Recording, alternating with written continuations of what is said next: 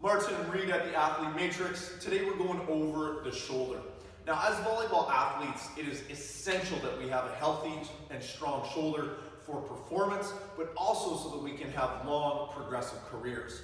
So think about in volleyball, we're always sending force forward. So we're always focused on this movement. So we're inherently going to be tight through here, and then we're also going to be long and weak on this side. So Reed and I are going to talk about today pulling your shoulder back by opening at the front and then strengthening the back side of the shoulder. Yeah, there's a couple of things as volleyball players we need to have. So if I got Martin to turn around here, so could you just pull up your arm like you're going to do an arm swing here? So as he pulls this up, his shoulder blade needs to rotate up properly and posterior tilt. That shoulder blade needs to work in that pattern so that we can attack harder and be in a safe position instead of having to do this. So the first thing is our shoulder blade needs to upwardly rotate properly.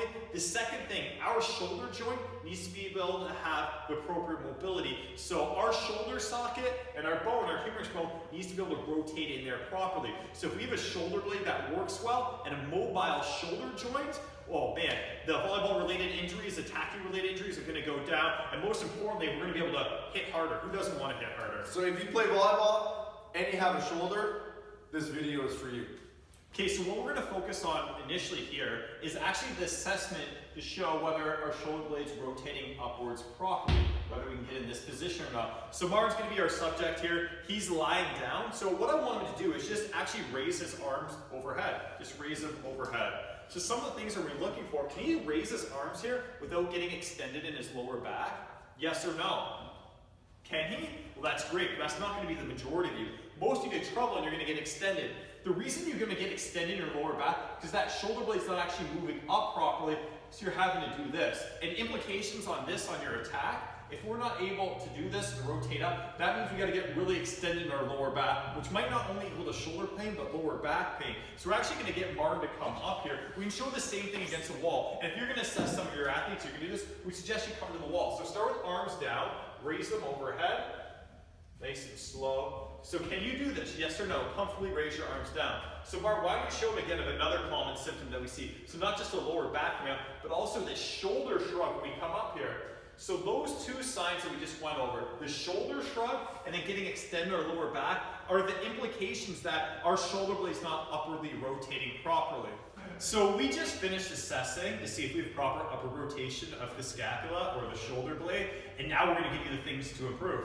So I'm going to have Reed press his back against the wall. He's going to focus on keeping primarily his lower back on the wall, his elbows field goal position against the wall, and the back of his palms against the wall. He's going to slide up and then simply slide down, focusing on keeping this down, which for Reed, he's super tight in his pecs, and his lower back is trying his best to compensate here. So come off the wall, Reed, just let people know how that felt. It felt amazing, actually. I could feel a really nice stretch around my shoulder blades and my chest. This is something that's really important for me. I'm someone, as Martin said, tight through my chest, and I lack that upward rotation.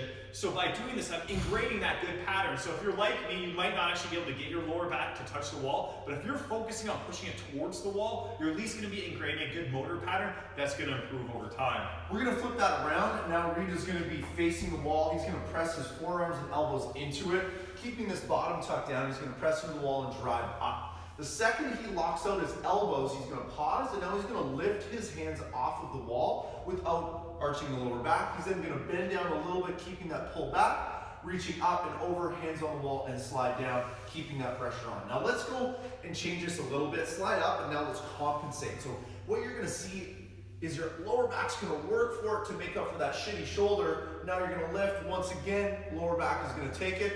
So pressing forward and coming down. Is most important piece here is that you do not compensate through the middle of the body. Wherever you're at is where you're at, and improve from there. Shoulders are always going to be tight, so really understand that and lock that middle piece in.